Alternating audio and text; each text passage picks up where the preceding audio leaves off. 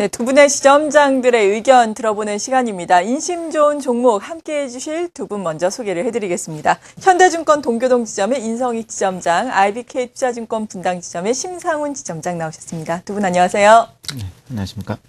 네, 먼저 시장 상황에 대해서 좀 여쭤봐야 되겠습니다. 많은 분들에게 이미 여쭤본 질문이지만 중요해서 여쭤보지 않을 수가 없는데요. 계속해서 코스피가 2000선을 전후해서 횡보하고 있는 가운데 판매 물량으로 인한 투신권의 매물은 지속적으로 나오고 있는 상황이거든요. 언제쯤 좀 그칠지 인성익 지점장께서 먼저 살펴주시죠. 네. 투신권의 매물이 어제 오늘 일이 아니고 이제 이미 8월 계속 8월 초부터 지금 시작이 됐다고 보는데 투신권의 매물은 8월 초에 지수가 1900을 돌파하면서 환매 물량이 늘어나면서 상당히 큰 이제 본격적으로 이제 매물이 출회되기 시작했고 8월 말쯤에 이제 1900포인트를 다시 하향하면서 좀 주춤됐다가 다시 지금 2000포인트로 올라오면서 다시 급증을 하고 있습니다. 현재 9월까지 누계액이 한 8천억 정도 투신권에서 좀 매물이 나왔고요. 지난 8월에도 한 1조 7천억이라는 매물이 엄청나게 퍼져 나왔습니다. 지금 현재 9월 현재까지 누계로 보더라도 6조 5천억이라는 물량이 지금 매도로 나와 있는데 이 물량을 외국인하고 또 연기금에서 이제 받아가면서 소화를 해내고 있는 상황입니다. 투신권이 매도를 할 때 같이 개인들은 똑같이 매도를 하고 있고 지수는 1900포인트에서 2000포인트까지 지금 상승을 하고 있는 상황입니다. 매물 소화 과정은 충분히 잘 이루어지고 있다고 생각이 되는데 그럼 투신권이 계속 매도를 하겠느냐? 글쎄요. 언제까지 지금 추세를 보면은 계속적으로 매도는 가능할 것으로 판단이 되는데 아무래도 2000포인트 가까우면서 개인들의 그 펀드 환매 물량도 만만치 않을 것으로 예상이 됩니다. 네. 과거에 지수가 2100, 2200까지 펀드가 아주 급증을 했기 때문에 그 물량이 지금 버티다 1900부터 2000대 계속 펀드 물량이 나오기 때문에 아마 펀드 물량은 2000포인트에서 상당히 많을 것으로 예상이 되고 제 개인적으로는 전 고점이 2050포인트로 그걸 상회하는 기존의 어떤 그 넥라인이라고 할 수 있는 2100포인트까지는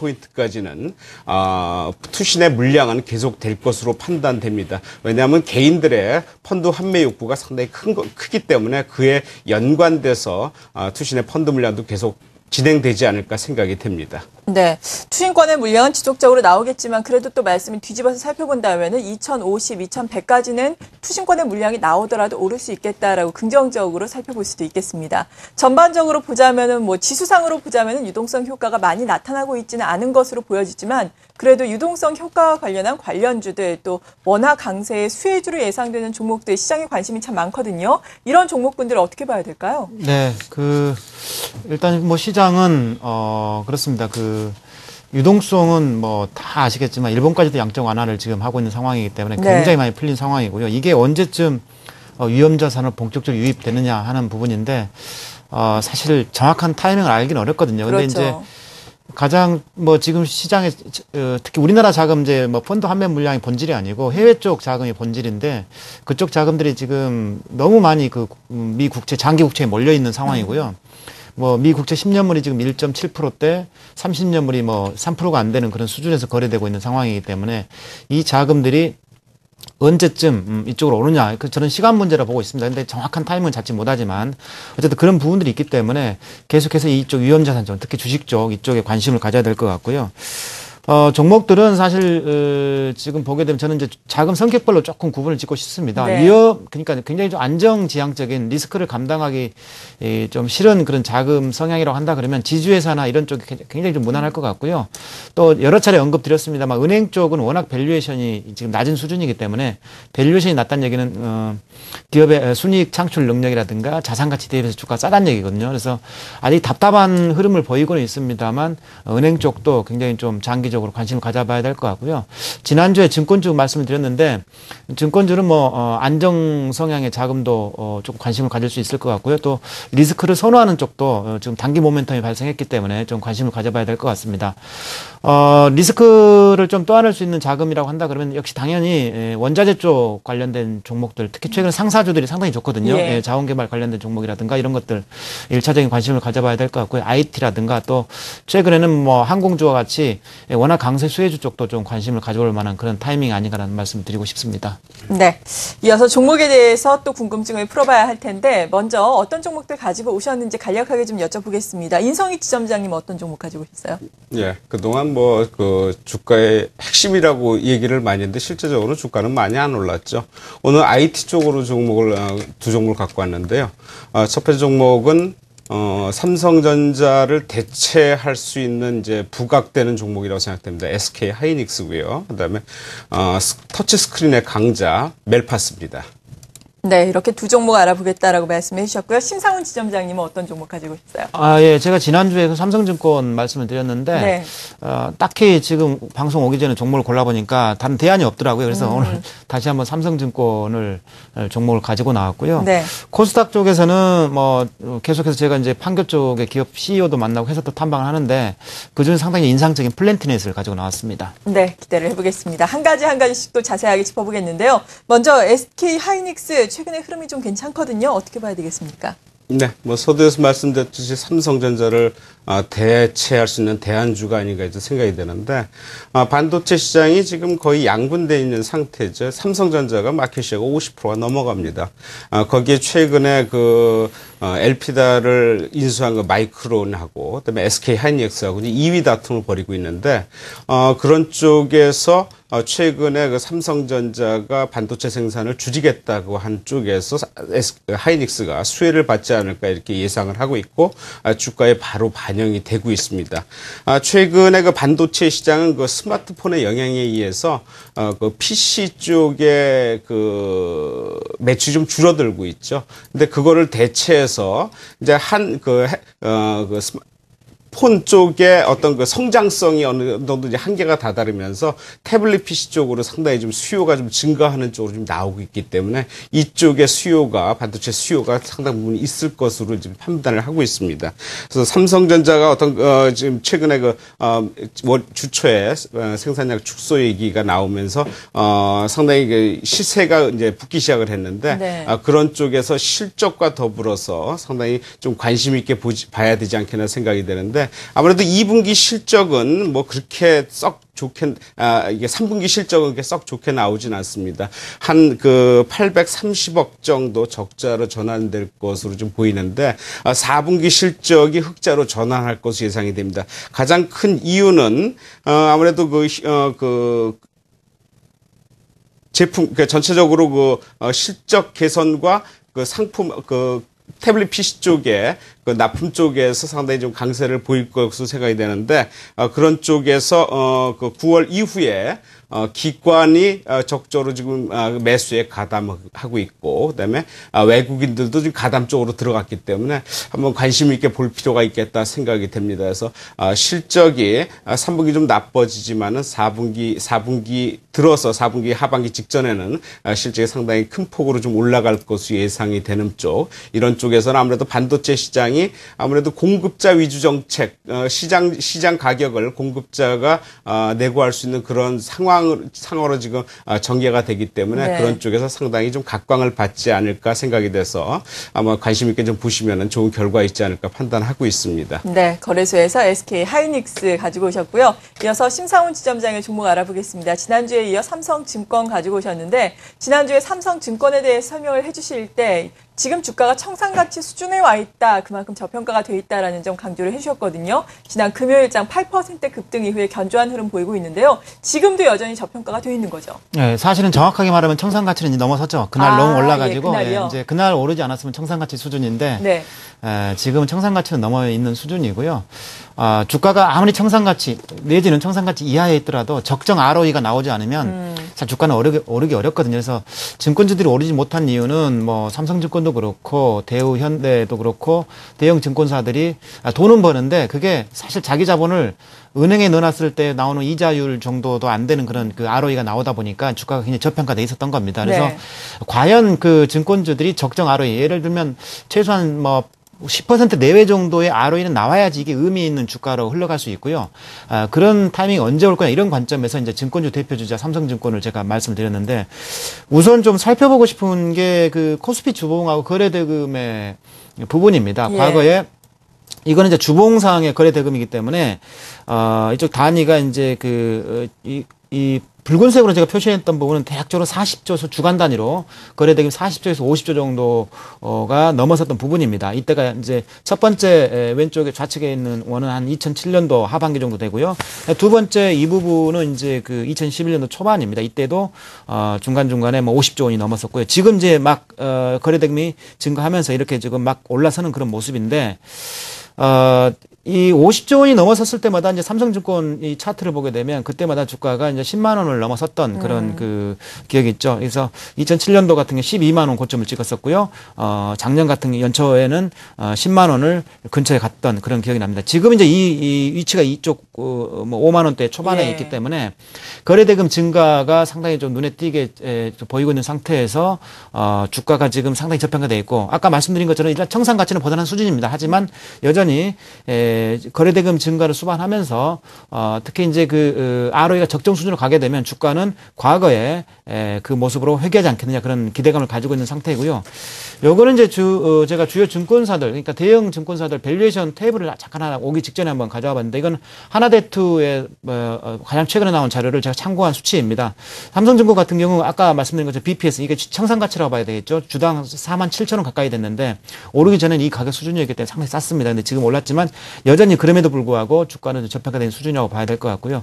대우증권이라든가 우리투자증권 같은 경우도 지금 현재 보게 되면 현재 주가하고 청산 가치하고 아주 큰 차이는 나지 않는 상황입니다. 그렇기 때문에 만약에 거래 대금이 이제 2,000포인트를 넘어서 계속해서 주간 단위로 뭐 30조, 40조, 50조 이렇게 가게 되면 이들 종목군이 상대적으로 비교적 그 시장 흐름에 대비해서 상대적으로 강세를 보일 것 같다는 느낌이 들고요. 그래서 여전히 현재 삼성증권을 증권제 대표주로서 코스피 유망 종목으로 말씀드리고 싶습니다. 네, 거래소 시장에서는 이렇게 삼성증권 말씀해 주셨고요. 이어서 코스닥 시장의 유망주 알아보겠습니다. 먼저 인성희 지점장님은 멜파스 가지고 오셨어요? 예, 멜파스입니다.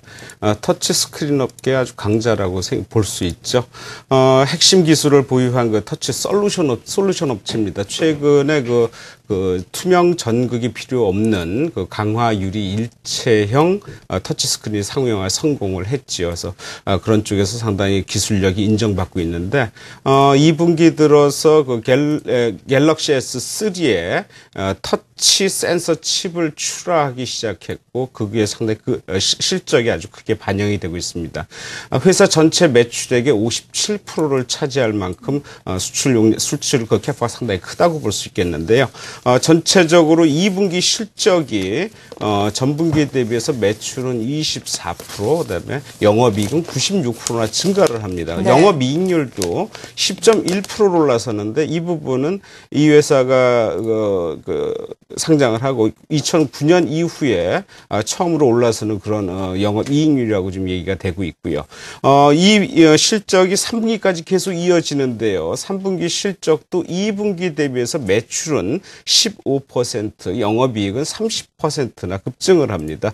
영업이익률도 11%대까지 접근하기 때문에 실적 자체의 내용이 상당히 양호하게 진행되고 있다 이렇게 판단이 되는데 최근에 그 마이크로소프트사에서 신규 OS인 그 윈도우 RT를 출시를 했습니다. 그래서 그것이 등장하면서 태블릿 시장이 상당히 활성화되고 있는데 거기에 집중적으로 터치 스크린의 중심을 차지하고 있는 어떤 그 하나의 패턴으로 자리 잡고 있습니다. 그래서 그런 쪽에서 매출이 계속적으로 이루어질 것이다라고 생각이 됩니다. 그래서 최근에 그 기관이나 기관 쪽에서 어제 아주 크게 매수를 했고요.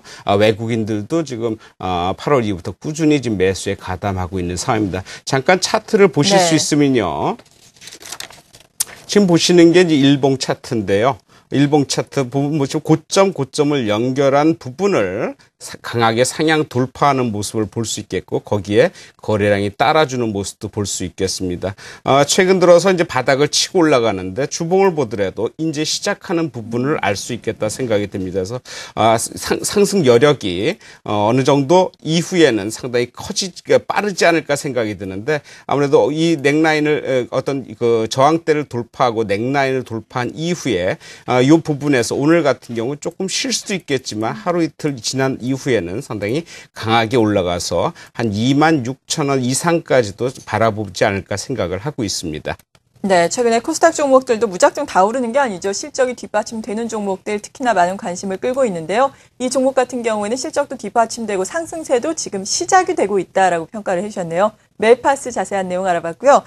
두 번째는 심상훈 지점장님 플랜티넷 준비를 하셨어요. 소개해 주시죠. 네, 그 플랜티넷은 제가 얼마 전에 이제 그 판교에 입주한 기업인데 거기 CEO하고 같이 만날 기회가 있었습니다. 네. 그래서 이제 사무실에서 같이 이야기를 나눌 수 있는 그런 좋은 기회가 있어서 거기에서 회사의 어떤 분위기랄까 또 그 김태주 대표의 어떤 직원과 소통하는 그런 부분들 인상이 되게 좋았고요. 거기는 이제 사실 본질적인 기업의 가치라기보다는 어떤 뭐랄까 느낌 정도이긴 하지만 상당히 좋은 느낌을 받았다는 걸 먼저 말씀드리고 싶습니다. 우선 이제 그 이 플랜티넷 이전에 사실 저도 이제 아이를 지금 초등학교 6학년, 5학년짜리를 키우고 있는데 가장 겁이 나는 게 컴퓨터입니다. 사실 요즘에요. 네이버나 다음 같은 굉장히 그 우리나라를 대표하는 포털이긴 합니다만 거기에도 초기 화면에도 굉장히 유해한 그런 내용들이 굉장히 많고요. 네. 카카오톡 같은 그런 누구나가 쓰는 그 거기에도 유해 매체들의 거의 범람하고 있는 수준이거든요. 그래서 이런 부분들이 자라나는 청소년들한테 굉장히 좀 좋지 않은 영향을 끼칠 거라는 건 좀 자명한 사실입니다. 가장 좋은 거는 그 네이버나 다음 같은 포털들이 알아서 자정 능력을 갖춰주면 좋은데, 사실 그렇지는 못하는 것 같거든요. 그래서 어떤 정책적으로든 아니면 이런 그 유해 사이트 차단, 기구를 이용해서든 어떤 식으로든 그런 부분들이 적절하게 좀 필터링 되는 그런 시스템이 있어야 될 것 같습니다. 우선, 제가 이제 좀 표를 하나 가지고 나왔는데요. 휴대폰, 스마트폰 보급률입니다. 이 청소년, 10대 청소년들 기준인데요. 10대 청소년들은 휴대폰은 대부분 가지고 있습니다. 지금 2010년도에 88%에서 90%. 이거는 큰 의미 있는 사실은 아닙니다. 근데 중요한 게 스마트폰인데 이거는 이제 컴퓨터하고 거의 유사하지 않습니까? 그렇죠. 근데 2010년도 같은 경우는 그 10대 스마트폰 비중이 6%에 불과했습니다. 이건 큰 의미 있는 숫자는 아닌데 2011년도에 들어서면서 36%로 급격하게 지금 10대들이 스마트폰 활용도가 높아지고 있는 상황입니다. 결국은 유해 사이트라든가 유해 어떤 유해한 그런 동영상과 같은 것들이 기존의 PC에 기반해 있었다고 한다 그러면 결 스마트폰으로 전부 다 들어오고 있다는 그런 의미이고요. 여기를 어느 정도 필터링 하지 않으면 아무리 그 PC 기반의 유해 사이트를 차단한다 하더라도 의미가 없다라는 말씀 드려야 될 것 같습니다. 그래서 이 과거의 플랜티넷이 초기에 그 PC 기반의 유해 사이트를 차단하면서 주가가 굉장히 많이 올라갔습니다. 네. 굉장히 많이 올라갔었는데 그러다가 이제 그 서비스가 좀 지지부진해지면서 주가가 많이 밀렸다가 최근에 다시 주목을 받고 있는데 가장 큰 이유가 방금 말씀드린 것처럼 모바일 쪽에 청소년들의 그 스마트폰 이용도가 높아지면서 그쪽에 대한 유해 사이트 수요가 굉장히 증가하고 있기 때문이고요. 그래서 플랜티넷의 모바일 유해 차단 서비스 가입자 동향을 보게 되면 지금 표 하나 잠깐 띄워주시겠습니까? 보시게 되면 이게 지금 분기별로 이렇게 숫자 흐름이 나오고 있는데 지금 100만 명을 이제 올해 넘길 그런 태세입니다. 그래서 이렇게 지금 갑자기 굉장히 증가하고 있어서 이 모바일 쪽의 서비스의 모멘텀이 주가를 끌어올릴 수 있다는 말씀 드려야 될 것 같고요. 이거는 지금 플랜티넷 주봉인데요. 과거에 이제 그 PC 기반으로 유해 사이트를 차단했을 때의 주가 수준입니다. 3만 원이 넘어가는 상황인데 지금은 다시 여기서 모바일 쪽 모멘텀이 태동하고 있는 상황입니다. 그러다 보니까 단기적인 주가는 올랐지만 이러한 뭐랄까요. 시장의 흐름에 따라서 주가는 지속적으로 좀 우상향 곡선을 그릴 수 있는 그런 잠재적인 가능성이 있지 않느냐라는 말씀을 드리고 싶습니다. 네, 그렇죠. 또 요즘에는 특히나 신규로 핸드폰을 장만할 때 거의 다 스마트폰을 사니까요. 앞으로 청소년들의 스마트폰 보급률이 늘어나면서 이런 모바일 내에서 유해 서비스 차단 서비스가 우리가 참 주목을 해볼 만할 것 같습니다. 성장성이 부각될 것으로 보여집니다. 이렇게 코스닥 시장에서는 멜파스와 플랜티넷 두 종목까지 알아봤습니다. 오늘 함께해 주신 두 분은 IBK 투자증권 분당지점의 신상훈 지점장 그리고 현대증권 동교동 지점의 인성익 지점장이었습니다. 고맙습니다.